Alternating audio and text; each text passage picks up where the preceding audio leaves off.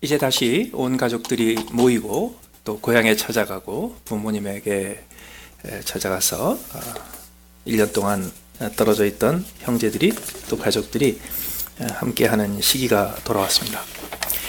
이 시기가 되면 항상 주요 매체들이 연말에 조심할 것을 주의시키고 경고를 하는 게 있습니다. 그게 뭐냐면 너무 많이 먹어서 몸무게 불어나는 겁니다. 그래서 좀 적당히 먹으라고, 그리고 어떻게 하면 적당히 먹는지, 어떻게 하면 그 연말에 할로데이 분위기를 깨지 않으면서도 불필요하게 몸무게가 늘어나는 실수를 하지 않을지, 또 이 시기가 지나면 어떻게 새해가 시작되자마자 부지런히 살을 빼는지, 이런 거를 빠짐없이 얘기를 해줍니다. 그런데 평소와는 달리 금년에는 연말에 가족들이 모이는 모임에 대해서 또 한 가지 대부분의 매체들이 경고하는 게, 주의하라고 경고하는 게 하나 새로 생겼습니다. 가족들이 모여서 말다툼하는 겁니다. 지금 미국이 근래에 보기 드물게 지난 수십 년 동안에 전에 없었던 정치적인 갈등 속에 있습니다.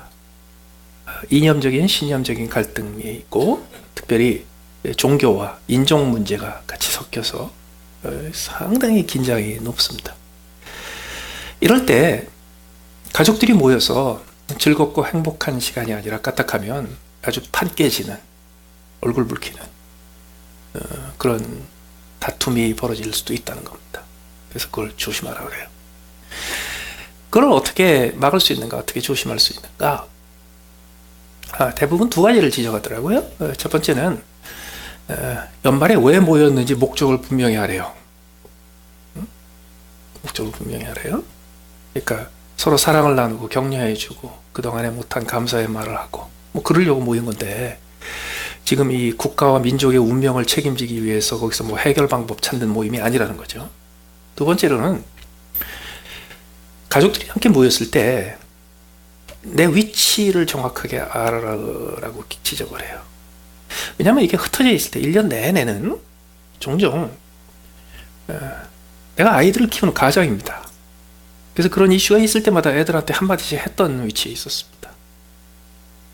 그런데 이게 가족들이 다 모이면요, 갑자기 1년에 한두 번 그 자리에 나 부모님이 계시고 할머니 할아버지가 계시고 삼촌이 계시고 이모가 계시고 이렇게 되기 때문에 까딱하면 내 위치를 잊어버린다는 거예요. 그래서 내가 지금 어떤 위치에 있나, 내가 이런 말을 할 수 있는 권한이 있나 없나, 이거를 따지라는 겁니다. 종종 연말이 되면 평상시 안 했던 내 위치를 확인하는 경우가 많습니다. 하다못해 연하장을 보낸다든가 선물을 보낼 때만 해도 그냥 내 명단에 있는 사람들 쫙 따져가지고서 뭐 스타벅스, 아마존 기프트카드 10불짜리 쫙 보내고 이럴 수가 없어요. 이분한테는 어떻게 해야 되나, 또 이분한테는 어떻게 해야 되나. 그러면 그럴 때마다 다 내 친구들에서 끝나지가 않는단 말이죠. 어떤 분은 나보다 높은 분이 있고, 아니면 내가 어른으로서 챙겨줘야 될 사람이 있고. 그렇기 때문에 연말이 되면 우리가 자연스럽게 한 번씩 확인하는 게 있어요. 누가 나의 윗사람인가 하는 거예요. 누가 나의 아랫사람인가. 거기에 합당하게 우리의 말과 행동과 우리의 뜻을 표하는 것을 한번 점검을 하게 됩니다. 그럴 때 나의 윗사람이 있고 나의 윗사람이 있고 그 사람의 윗사람이 있어요. 그런 거를 점검을 하면서 도대체 나의 궁극적인 가장 높은 나의 윗사람은 누군가를 확인을 합니다. 그게 누구예요? 내가 처음 예수 믿을 때, 내가 처음 구원받을 때, 내가 처음 주의 사함을 받고 하나님의 자녀가 되었을 때, 그때 했던 그 고백. 예수님은 나의 왕, 나의 주, 나의 하나님, 나의 구주이십니다. 요거를 다시 확인합니다. 요걸 다시 검토합니다. 그동안에 소홀했던 것이 있으면 그걸 다시 회복해서 나의 고백이 무엇이며 그 고백에 나오는 나의 왕이 누구이시며 그리고 거기에 합당하게 내가 말과 행동과 삶을 지금도 꾸려가고 있는가? 때로는 나의 왕이 누군가, 내 인생의 주인이 누군가 라는 것을 도저히 피할 수 없고 무시할 수 없게 도전하는 사건이 우리의 인생에 닥칠 수도 있습니다. 그걸 대비하기 위해서도 우리의 연말의 평상을 통해서 내 인생에 내가 가장 높여야 될 분, 가장 섬겨야 될 분, 내가 최고의 감사 카드를 보내고 최고의 성의를 표하고 그 앞에서는 내가 입 다물고 순종해야 될 나의 주인, 나의 왕이 누군가. 예수님이 우리의 왕이시다 하는 것은 기독교 복음의 본질 중에 본질입니다. 기독교에서 말하는 복음의 모든 구석구석 모든 면들은 나사렛 예수가 나의 왕이요 내 인생의 주인이십니다 와 다 관련되어 있습니다. 그게 복음의 핵심 중에 핵심입니다. 그렇습니다. 복음의 핵심을 이루는 이미지가 뭔가요? 십자가죠. 복음의 핵심을 이루는 사건이 뭔가요? 예수님께서 십자가에 죽으신 거죠. 예수님께서 십자가에 죽으셨기 때문에 그 전과 후가 달라지며 예수님께서 십자가에 죽으신 것을 나를 위한 사건이라고 받아들이는 순간 나는 그 전과 후가 달라집니다. 그렇다면 예수님이 십자가에 죽으셨다는 것의 의미를 이해하려면 그것을 내 마음에 새기고 내 삶에 더 깊이 새기기를 원한다면 예수님께서 십자가에 죽게 되기까지의 과정 중에서도 마지막 결정적인 순간 마지막에 이것만 아니었으면 예수님께서 십자가에 달리시지 않으셨어도 되는데 바로 이것 때문에 마지막으로 예수님께서 십자가에 달리시게 됐다라는 그 마지막 순간을 검토를 해봐야 합니다. 그게 오늘 본문입니다. 예수님께서 오늘 본문의 사건이 있기 전에 빌라도에게 재판을 받으시고 사형 언도를 받으시기 전에 여러 날 전에 예수님께서 이미 예루살렘에 승리한 왕으로 입성을 하셨습니다. 그때 로마 제국은 알아주지 않고 대제사장들은 알아주지 않으며 주변에 있는 국가들도 인준하지 않았지만 이스라엘 백성들은요, 그 당시 유대인들은 나사렛 예수를 이미 자기들의 왕으로 인정을 했습니다. 국민이 정한 통치자입니다. 국민이 선택한 통치자입니다. 그러다가 몇 주가 지나지 않아서, 며칠이 지나지 않아서 완전 탄핵시킨 게 십자가입니다. 탄핵해서 감옥에 보낸 게 아니라 죽여버렸습니다. 그것도 그를 왕으로 추대했던 백성들이 만장일치로 그를 탄핵하여 죽여버렸습니다. 그 과정의 마지막이 오늘 본문입니다. 도대체 무엇 때문입니까? 그 핵심을 정확하게 알아야 그 사건 이후에 과거를 정리하고 새 세대를 여는 시대를 여는 것이 가능합니다. 오늘 본문의 핵심이 뭔가요? 성경은 16절에 걸쳐서 예수님의 재판 과정을 아주 상세히 기록합니다. 이게 한 번에 한 자리에서 턱 끝난 게 아니에요. 빌라도가 들어갔다 나갔다 뭐 물어보고 여러 가지 복잡하죠. 이걸 자세히 기록합니다. 그런데 오늘 본문에서 예수님께서 십자가에 달려 죽게 되는 그 과정의 결정적인 핵심이 뭔가요? 그건 이겁니다. 누가 우리의 왕이냐 하는 겁니다. 누가 우리의 왕이냐? 그것이 예수님이 마지막으로 십자가에 달리시게 된 죄목입니다. 오늘 본문에 보세요. 3절에 군인들이 그의 머리에 가시관을 씌우고 자색 옷을 입히고 유대인의 왕이여 라며 그 앞에 장난삼아 절을 합니다. 누가 왕이냐 이거예요. 하나님의 백성이라고 일컫는 사람들의 실질적인 통치자는 누구냐? 그게 오늘 본문의 핵심입니다. 더 나아가서 4절에 빌라도가 다시 밖에 나가 말하되 보라 이 사람을 데리고 너에게 나오나니 이는 내가 그에게서 아무 죄도 찾지 못한 것을 너희로 알게 하려 함이로. 이 누가 왕이냐라는 주제는 죄와 밀접하게 관련되어 있습니다. 누가 죄를 지었느냐? 누가 무죄하냐? 누가 유죄하냐? 더 나아가서 7절에 유대인들이 대답하되 우리에게 법이 있으니 그 법대로 하면 그가 당연히 죽을 것은 그가 자기를 하나님의 아들이라 함이니이다. 이 법은 로마 법이 아닙니다. 빌라도 총독은 자기를 파견한 로마 제국의 법대로 예수님을 재판하다가 사형에 처할 만한 죄를 발견하지 못했습니다. 그 얘기를 하는 겁니다. 그때 대제사장들이 이렇게 얘기합니다. 그것은 로마법이지만 우리에게는 우리 법이 있습니다. 그게 모세의 율법입니다. 우리가 지켜야 될 모세의 법에 의하면, 율법에 의하면 이 사람은 사형에 처해야 됩니다. 이 얘기는 뭐냐면 이 대제사장들이 우리에게는 가이사보다 더 높은 왕이 있습니다라는 뜻이 돼요. 이게 왕과 왕의 왕권이 충돌하는 겁니다. 지금 빌라도가 이 말을 듣고 더욱 두려워했습니다. 다시 관정에 들어갑니다. 그때 예수님께 묻습니다. 너는 어디로부터이냐? 예수님께서 한 말씀 안 하십니다. 이걸 갖다가 우리는요, 당신 어디 출신이야? 당신 어디서 왔어? 당신 응? 어디서 나타난 거야? 근원이 뭐야? 이렇게 이해하기 쉬운데 그거 아니에요. 빌라도가 예수를 놓아주려고 했는데 대제사장들이 빌라도에게 도전합니다. 뭐라고 도전하냐면 우리에게 법이 있습니다. 이 법은 로마 법보다 더 상위법인데 그 법에 의하면 이 사람은 죽어야 됩니다. 왜? 이 사람이 뭐라고 그랬어요? 자기가 하나님의 아들이라고 그랬습니다. 자기가 하나님의 아들이라고 하면서 하나님과 동등된 존재라고 주장했습니다. 그 얘기를 듣고 빌라도가 정신이 번쩍 들었습니다. 지난 몇 시간 동안 이 사람을 신문하던 중에 이 사람 심상치 않다. 범상한 사람이 아니다. 그 느낌이 들었어요. 그런데 지금 대제사장들이 이 사람은 하나님의 아들이라고 주장합니다. 그 얘기를 딱 들었습니다. 정신이 번쩍 들었습니다. 다시는 확인해 봐야 되겠다. 들어갔습니다. 그때 빌라도가 예수님한테 무슨 질문을 하는 게 맞습니까? 이렇게 물었어야 합니다. 너 정말 하나님의 아들이니?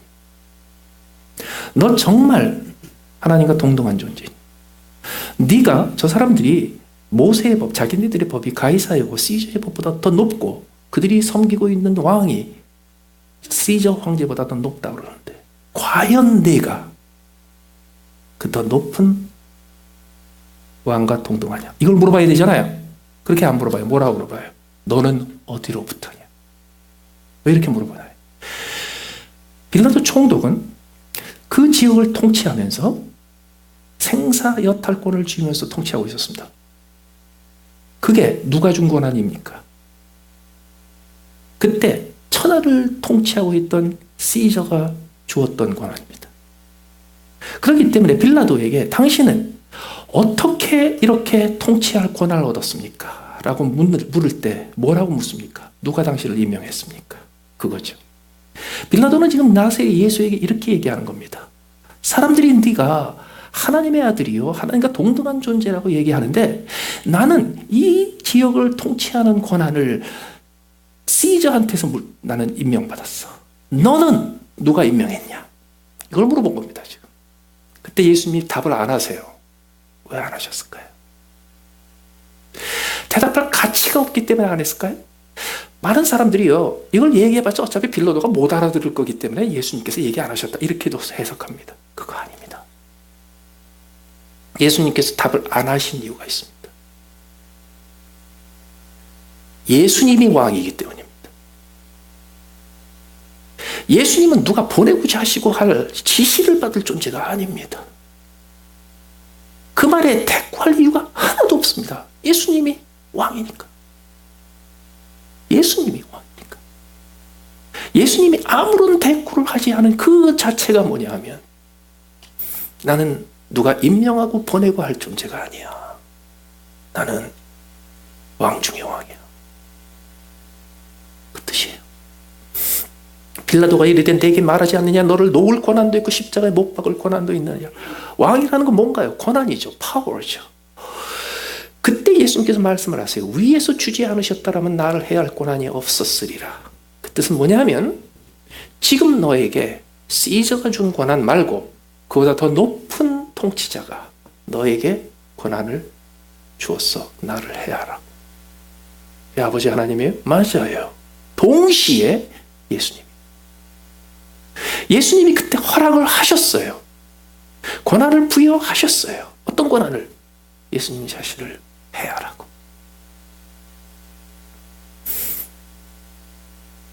그러나 빌라도가 그래도 예수를 놓으려고 힘썼으나 유대인들이 이제는 소리를 지릅니다.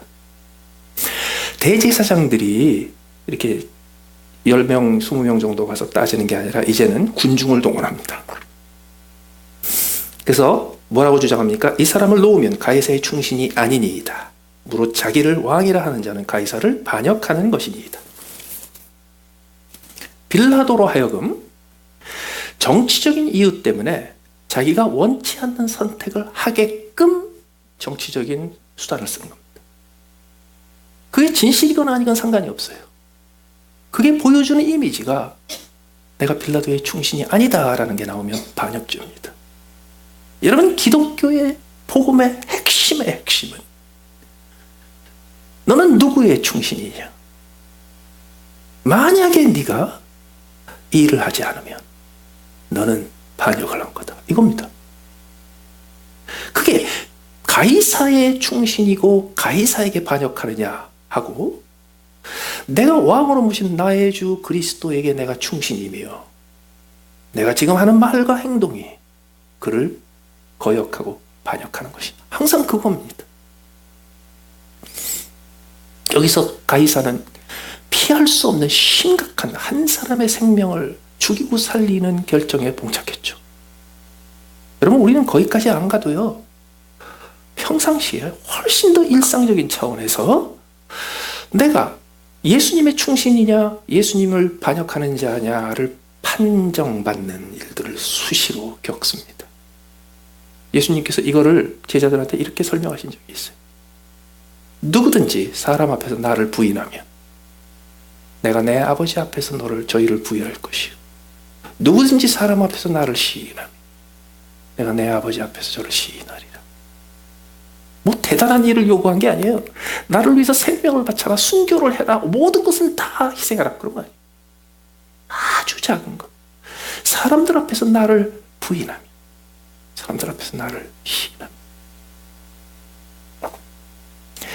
느닷없이 빌라도가 반역의 정치에 몰리게 됐습니다. 그래서 어쩔 수 없이 빌라도가 사형을 언도를 내립니다. 15절에 그들이 소리 지르되 다시 군중이 동원됩니다. 십자가에 못 박게 하소서. 빌라도가 이르되 내가 너희 왕을 십자가에 못 박으랴. 대제사장이 대답하되 가이사 외에는 우리에게 왕이 없나이다. 이게 모든 것을 결정합니다. 여러분, 예수 그리스도 외에는 나에게 왕이 없나이다 라는 고백을 하지 않으면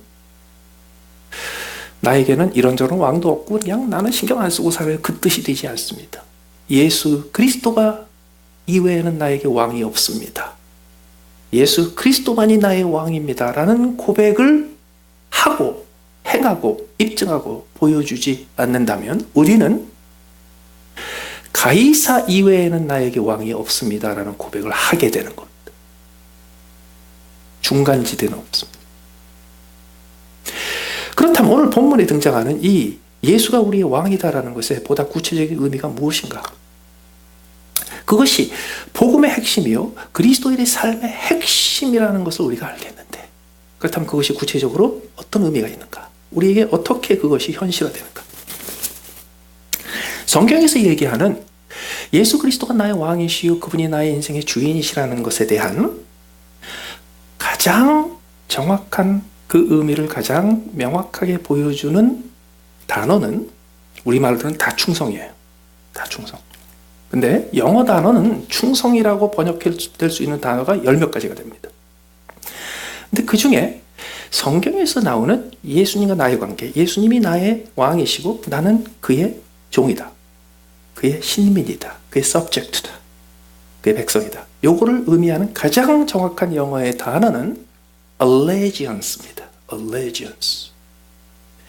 allegiance라는 단어를 우리말로 어떻게 번역하는가? 여러분 인터넷에 가서 사전 딱 뒤져보시면 allegiance 그러면 충성 이렇게 나옵니다. 우리 충성 하나밖에 없어요. 우리말에서는 어휘가 좀 부족해요, 이 분야에. 그런데 영어 사전에서 allegiance라는 단어를 찾아보면 그 allegiance가 가지고 있는 의미들을 무려 최소한 7개를 나열합니다. 첫째, loyalty, faithfulness, fidelity, devotion, commitment. 그리고 obedience and homage. 이 7가지 중에서 끝에 2가지는요, 순종하다 또는 그를 높이다 라는 의미가 있어요. 그런데 처음에 5가지는 다 우리말로 충성이라고 번역됩니다. loyalty, faithfulness, fidelity, commitment, devotion. 그런데 이 5가지는 allegiance하고 의미가 좀 달라요. allegiance는 이 모든 다양한 종류의 충성이라는 의미를 담고 있는 단어인데, 이 단어는 충성이라는 것과 또 다른 한 가지 특징을 가지고 있습니다. allegiance는 뭔가? allegiance는 alliance하고 같은 단어입니다. 다시 말해서 allegiance는 동맹이라는 뜻입니다. 동맹. 동맹의 결과가 allegiance예요. 성경이 우리에게 요구하는 충성은 예수님을 향한 나의 동맹 서약을 지키라는 겁니다. 그런데 allegiance하고 alliance는 조금 다른 의미가 있습니다. alliance는 뭐냐면 2 개인이 또는 2 국가가, 2 집단이 대등하게 동지가 돼서 맹약을 맺는 겁니다. 그래서 대한민국과 미국이 동맹을 맺었습니다. 그러면 미국을 공격하는 것은 대한민국을 공격하는 것과 똑같이 취급합니다. 대한민국을 공격하는 것은 미국을 공격하는 것과 똑같이 취급합니다. 그래서 내 동맹자를 치면 내가 맞은 걸로 쳐서 나도 칩니다. 다시 말해서 같은 운명 공동체라는 뜻이에요. 근데 allegiance는 alliance하고 조금 틀려요. 어떻게 다른가? alliance는요, 그래도 아무리 대한민국이 미국에 비해서 작은 나라라도 대등해요. 그래서 한미동맹의 구호는 항상 함께 갑시다 해요. 그런데 allegiance는 alliance하고 조금 달라요. 어떻게 다른가? 동맹을, 맹약을 맺은 2 개체가 비교가 될 수 없을 만큼 지위의 차이가 있어요. 그래서 이것은 나란히 둘이 함께 갈 수 있는 존재가 아니에요. allegiance는 왕과 신하 사이에서 벌어지는 거예요. 주군과 부하 사이에서 벌어지는 거예요. 그래서 이것은 동맹의 의미예요. 다시 말해서 우리는 운명 공동체예요. 내가 피해를 입으면 내 동맹이 같이 피해를 입는 거예요. 내가 그를 위해서 싸우고 그가 나를 위해서 싸우는 거예요. 우리는 같은 길을 걸 거예요. 그런데 allegiance는 거기서 하나를 더해요. 뭐예요? 그가 나의 왕이에요. 그렇기 때문에 우리가 서로를 같이 돌보는 차원에서 그치지 않아요. 그는 내가 칭송해야 되고 높여드려야 되고 내가 깍듯이 해줘야 되고 그 앞에서 내가 입 다물고 고개를 숙여야 되고 그 앞에서 내가 엎드려서 경배해야 되고, 그게 allegiance예요. 그 allegiance의 결과가 뭔가? 그것이 loyalty요, faithfulness요, fidelity요, obedience요, commitment요, homage요. 그게 다 거기서 나오는 거예요. 이게 왜 이렇게 중요한가? 여러분요, 우리 동양 아시아 사람들은, 그리고 아시아에서 동양 3국은 allegiance가 좀 약합니다. 수천 년의 역사를 통해서 동양 3국 지역은 일본부터 이렇게 대충 중국 사이는요, allegiance를 문화적으로 터득하고 체질화되지 하지 못한 문화입니다. 왜? 동양 3국은 한 지역 공동체가 국가를 이루고 왕국을 이루었을 때 그 국가와 왕국과 민족의 충성을 요구하는 이유가 뭔가요? 맹세 때문이 아니에요. 뭐 때문이에요? 핏줄 때문이에요. 핏줄 때문이에요. 내가 이 땅에 태어났으니까. 그래서요, 뭐 유럽 사람들은 거기서 안 태어났나? 그래가지고 한국에 전통적으로 자꾸 우리 핏줄을 땅하고 연결시켜. 묘자리, 무슨 뭐 기 어쩌고. 내가 이 땅에서 태어났기 때문에 나는 이 땅이 내 어미와 같은 존재요. 내가 이 땅에서 태어날 때 내 아버지, 내 어머니가 나에게 생명을 주시고 몸을 주시고 신체 발부를 주셨기 때문에 그게 시작이에요. 그러다 보니까 어떤 일이 벌어지냐면, 우리는 동양적인 한국적인 문화 속에서 끊임없이 제가 allegiance를 지키나 안 지키나 확인할 이유가 없습니다. 제가 이걸 깨냐 안 깨냐 이걸 확인할 필요가 없습니다. 왜? 핏줄이니까. 핏줄이니까. 그래서 우리의 체질에는요, 핏줄 이외의 것들을 목숨 걸고 얼레지언스로 지키는 게 약합니다. 그게 약해요. 국가와 국가 사이의 동맹도 쉽게 여깁니다. 사업하는 사람의 파트너 사이에서도요, 핏줄이 앞서기 시작하면 다 무너집니다. 김정일, 김정은이 세습을 하는 이유가 있습니다. 핏줄 위에는 충성을 기대할 수 있는 근거가 없기 때문에. 그런데 묘하게도 서구 지역에서는요, 핏줄을 믿을 수가 없었어요. 하도 섞여 놓으니까. 누가 누구 자식인지 잘 모르는데. 그래서 거기서 국가를 이루어서 국가가 단단하게 결속이 되려면 수천 년 동안 한 가지에 의지했었어야 돼요. 너 나에게 맹세해. 네가 나에게 충성한다고. 그러면 그 맹세한 거 한마디를 믿어야 돼. 그렇기 때문에요, 그 동네에서는 맹세한 것을 어기는 것이 최악의 범죄입니다. 우리는 핏줄을 거부하는 게 최악의 범죄예요. 장단점이 있어요.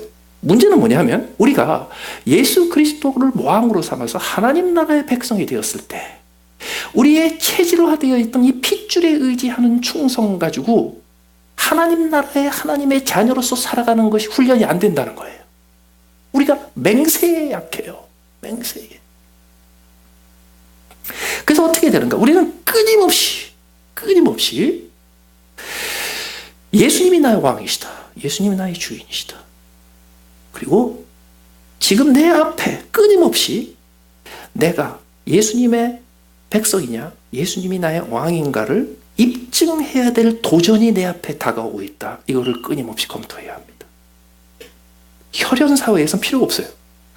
아무리 말 썩어부리고 아무리 대들고 아무리 동생이 형한테 막 주먹질을 해도요, 핏줄이어서 그냥 끝까지 가. 그런데 핏줄이 아닌 경우는 끊임없이 확인해야 돼. 그 확인이 뭐예요? 충성맹약이에요. 신앙생활은 바로 그겁니다. 끊임없이 예수가 나의 왕이시다. 나는 예수가 나의 왕이시라는 것을 시인하고 부인하지 않으며 그것에 대해 말과 내 행동과 나의 처한 상황에서 끊임없이 입증하지 않으면 나도 나를 못 믿는다. 이게 가능해야 돼. 만약에 그게 되지 않으면 우리는 오늘 본문에 보시면요, 우리에게 법이 있으니, 이 얘기는 가이사 시저가 우리가 아니라 우리 법이 더 중요하다 이 얘기잖아요. 거기 군인들이 유대인의 왕이여라고 거기다가 자색 옷을 입히고 왕의 색깔, 왕만 입는 거예요. 자색 옷은. 그 난리를 쳐도요, 그거 다 그냥 진심이 아니죠. 그냥 장난삼아 하는 거죠. 우리의 인생에서 예수님이 우리 왕이다 그러면서요, 우리는 장난삼아 살아가는 경우가 너무 많습니다. 다시 말해서 내가 말로는 예수님이 나의 왕이다 그러지만 내 삶의 모든 구석구석은요, 그거하고 안 맞는 일들만 해. 저는 운전을 하다가 미국은 그 번호판에다가 희한한 문기 적어놓은 거 많죠. 그래서 그게 눈에 띄었다 그러면 저는 사진 찍어요. 그거 모아놓은 사진이 되게 많아요. 이야, 근데 그 글자 조합을 만들어내는 걸 보면 참 이 세상에 천재들이 많아요. 어쩌면 그렇게 희한한 표현들을 만들어내는지. 얼마 전에 제가 또 한 번, 와, 대단하다 하는 걸 발견한 적이 있어요. 쭉 가는데 앞에 신호등이 초록색에서 빨간색으로 딱 바뀌어가지고 제 앞에 차가 섰어요. 그래서 제가 그 뒤에다가 딱 차를 댔거든요. 딱 번호판이 들어오는데 그 번호판에 이렇게 쓰여져 있습니다. 모두 7글자가 쓰여져 있습니다. I M G D as in David. Number 2 M E I M G D number 2 M E. 뭐예요? I am God to me. 이겁니다. 와, 그날 제가 하나님을 만났어요. 신을 만났어요. 내 앞에 딱 있더라고요. 예수가 나의 왕이라는 것을 고백하고 거기에 맞는 삶을 살지 않으면 우리는 가이사 이외에는 내게 왕이 없습니다를 고백해요. 그런데 오늘 본문에 가이사를 언급한 사람은 진정으로 가이사에게 충성한 사람들 아닙니다. 가이사를 이용해 먹은 사람들이지. 그렇기 때문에 오늘 가이사 이외에는 우리에게 왕이 없습니다라는 고백은 사실은 그들의 진심은 뭐냐 하면 나는 내가 왕입니다. 이 뜻입니다. 예수만이 나에게 왕입니다. 라는 고백에 하고 그 고백에 어울리는 삶을 살지 않은 사람은 예외 없이 그 번호판 달고 사는 사람입니다. I'm God to me. 근데 문제가 어딘지 아세요? 이 사람이 신인데 이 신이 빨간 신호등 때문에 앞으로 가질 못해. 신보다 더 센 게 있어요. 빨간 신호등.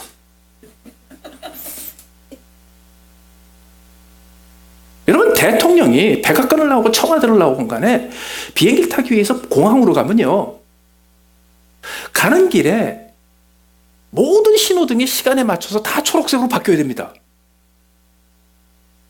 왜? 대통령이 신호등보다 더 높으니까. 그런데 미리 준비하고 있던 경찰들이나 이 통제소에서 대통령이 가는데 그거를 파란색을 초록색을 빨간색으로 안 바꾸잖아요. 그럼 대통령 어떻게 해요? 그냥 가지. 화내면 그게 또 이상한 대통령이에요. 뭘 그런 걸 가지고 화를 내. 네. 그냥 가지.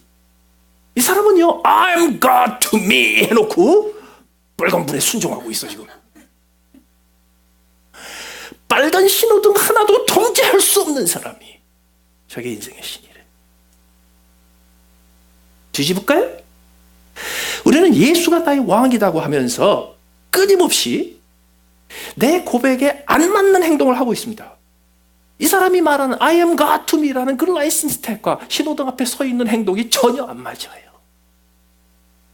자기 모순이에요. 우리는 끊임없이 자기 모순을 만드는 행동을 하고 삽니다. 예를 하나 드릴게요. 직장에 가서 일을 하는데 사장님이 새로 직원을 하나 딱 뽑아가지고 팀에 같이 넣어서 같이 일해. 근데 이 사람이 도대체 내가 견딜 수가 없는 사람이에요. 그럴 경우 많은 경우요, 이 사람이 회사를 나가도록 온갖 짓을 다 합니다. 그거요, 내가 불편하니까 해결하려는 거죠. 내 능력 가지고. 그런데 문제는 어디 있는지 아세요? 이 사람을 이 자리에 임명하고 고용한 건 내가 아니에요. 사장님이지. 나를 고용해서 이 자리에 둔 것도 사장님이에요. 그래서 이 사람에 대해서 평가하고 어쩌고저쩌고 해가지고서 회사에서 내쫓니 뭐니, 그건 애초부터 내 권한이 아니에요. 그렇기 때문에 그 사람을 괴롭혀가지고서 내가 이렇게 괴롭히면 언젠가는 지발로 나가겠지 하는 것 자체가 반역입니다. 교회에서 마음에 안 드는 성도가 있어. 지가 나가나 내가 나가나 한번 해보자. 반역입니다. 그의 주인도 예수님이시오. 당신의 주인도 예수님이십니다. 그리고 이 자리에 보낸 것도 예수님이, 당신을 이 자리에 보낸 것도 예수님. 그 사람이 꼭 내 옆에 앉게 한 것도 예수님이에요. 위에서 주시는 권세가 아니면 너는 나를 해야 할 권세가 없었어. 여러분, 빨간 신호등 하나에 서는 거 안 서는 거 자체가 내가 내 인생의 신인지 아닌지를 판정하는 것처럼요, 우리 인생의 수많은 자잘한 일들이 예수님이 나의 왕이신지 아니신지를 판정합니다. 이거를 평상시에 연습을 하지 않으면 결정적일 때 온 천하가 지켜보는 상황에서 과연 예수가 너의 신이냐 너의 주인이냐 아니냐를 드러내야 될 결정적인 순간에 우리는 딴짓합니다. 그 베드로가 한 거예요.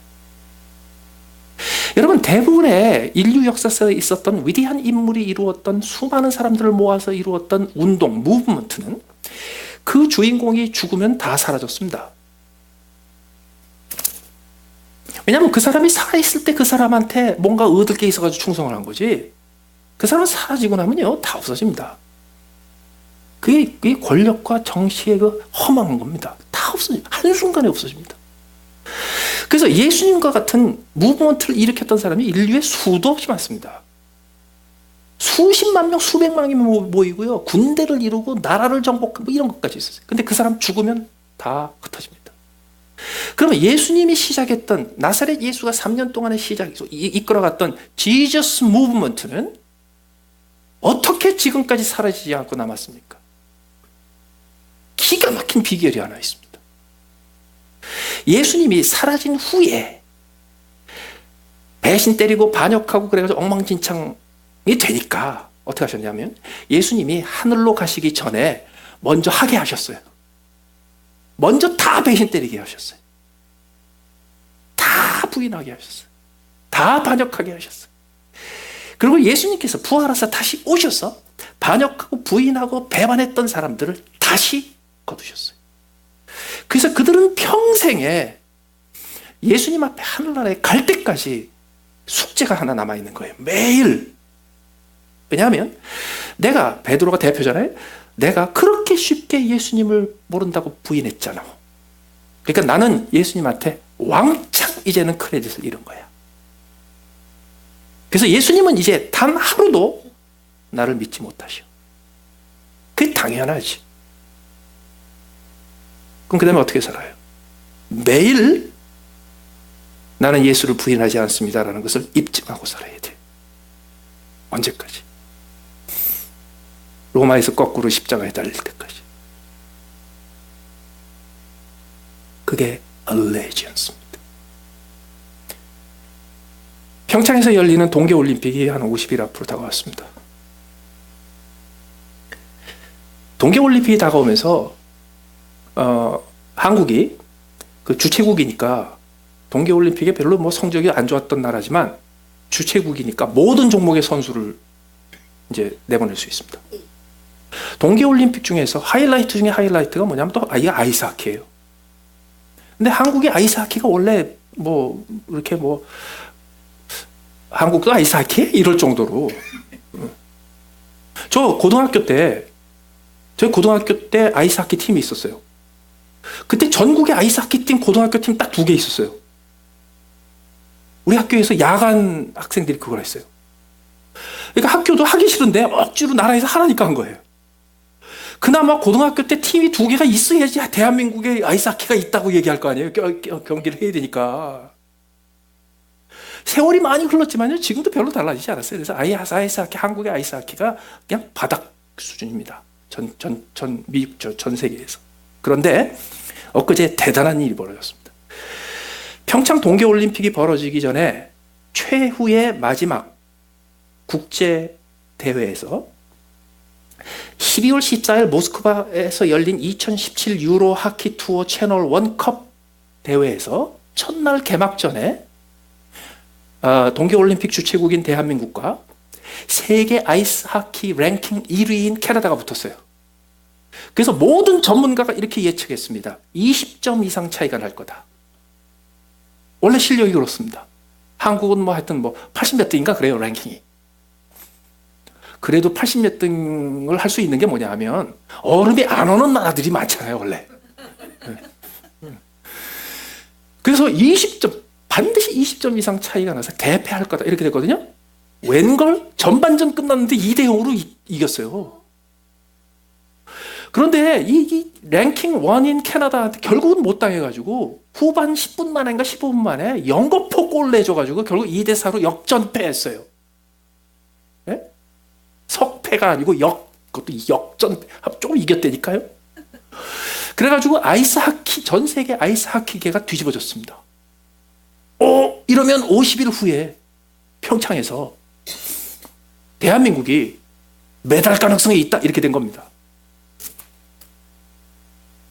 그렇게 된 이유가 있습니다. 대한민국 아이스하키 국가대표 25명 중에 7명이 귀화한 사람들입니다. 대부분이 캐나다 출신입니다. 그런데 보통 때는요, 그 7명의 선수들이, 그리고 25명 중에서 7명이 캐나다에서 왔으니까 걔네들이 주전에도 많이 그러겠죠. 뭐 앞뒤 돌아가는. 그런데 걔네들이요, 귀화한 애들인지 아닌지 잘 안 보입니다. 왜? 아이스하키는 이거 뒤집어 쓰고 하니까. 안 나타납니다, 이게. 요번에 아이스하키는 뭐 저는 잘 모르는 경기이긴 하지만 아이스하키는 골키퍼가 제일 중요하대요. 네? 골키퍼 그 실력이 제일 중요하대요, 점수에. 요번에 캐나다하고 붙었던 한국팀의 골리가 52개인가 55개 골을 막아냈어요. 아주 신들린 듯이 막아냈어요. 근데 그 골리가 캐나다 출신이에요. 그래서 가서 인터뷰를 했어요. 너 네 조국인 캐나다를 떠나서 대한민국의 얼레지언스를 선언하고 대한민국의 충성맹세를 하고 너 이제 대한민국의 국민으로서 국가대표가 돼서 뛰는데 이번에 처음으로 캐나다하고 붙었다. 네 심정이 어땠냐? 그 전날 밤에 잠을 못 잤대. 그리고 거기 캐나다 팀이 다 아는 애들이에요.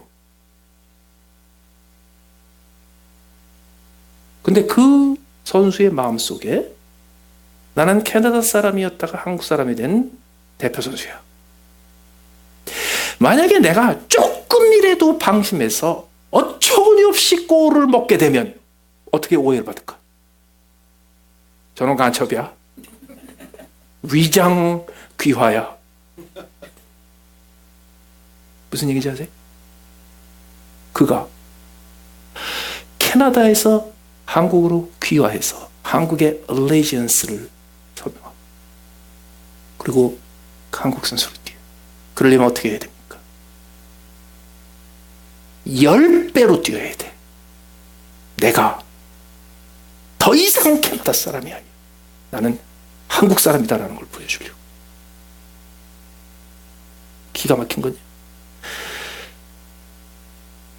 안현수 선수가 지난번 동계올림픽 나가려고 러시아로 귀화했잖아요. 그렇죠? 안현수 선수가 귀화하고 나서 귀화한 이유가 뭐냐면 올림픽에서 메달 딸 수 있을 만한 쇼트트랙 선수들이 한국에 널려 있습니다. 그런데 안현수가 제일 잘 뛰는 사람이겠지만 하지만 그때 건강이 안 좋고 뭐가 다치고 어쩌고 타이밍이 안 맞고 또 정치적인 알력이 있어가지고 실력 외적인 요소 때문에 대표 선수가 못했거든요. 그러니까 러시아로 가면은 자기가 최고거든. 왜 7명이 한국으로 캐나다에서 한국으로 귀화해서 하키하는 줄 아세요? 캐나다에서는 들지도 못해. 근데 한국에 오면 한국 최고니까 대표 선수로 나간단 말이에요. 그런데 그때 안현수 선수가 러시아로 귀화를 했을 때 그는 러시아 법을 지키겠다고 선서하고 러시아 국가에 충성하겠다고 선서했지 블라디미르 푸틴한테 죽도록 충성하겠습니다 한 적이 없어요. 그렇기 때문에 그는 러시아에 충성하고 러시아의 얼레지언스를 입증하고 러시아의 깃발을 날리는 활동을 했지만 그는 아직도 한국에 있는 자기 아버지한테 충성하고 아직도 한국에 있는 친구들한테 충성하고 그의 퍼스널 얼레지언스는 바뀐 게 없어요. 그러나 하나님 나라의 얼레지언스는요 하나님의 법에 대한 얼레지언스가 아닙니다. 그래서 성경에 있는 모든 율법을 다 지킨다고 해서 하나님의 백성이 되는 건 아닙니다. 하나님 나라의 얼레지언스, 하나님 나라에 대한 얼레지언스가 아닙니다. 내가 무조건 세상을 등지고 하나님 나라 편에 쓴다고 내가 하나님의 나라 백성 되는 거 아니에요. 하나님 나라의 얼레지언스는 퍼스널 얼레지언스입니다. 어떤 퍼스널이냐고요? 예수 그리스도에 대한 얼레지언스입니다. 하나님 나라에 대한 충성 그 다음에 옵니다. 하나님 나라의 법에 대한 충성 그 다음에 옵니다. 하나님 나라의 사역에 대한 충성, 하나님 나라의 영광에 대한 충성 그거 다 그 다음에 옵니다. 제일 먼저 뭐가 오는지 아세요? 예수 그리스도에게 내가 personally allegiance. 왜요? 모든 allegiance는 강자가 약자를 거두는 겁니다. 예수님은 빌라도에게 그랬죠.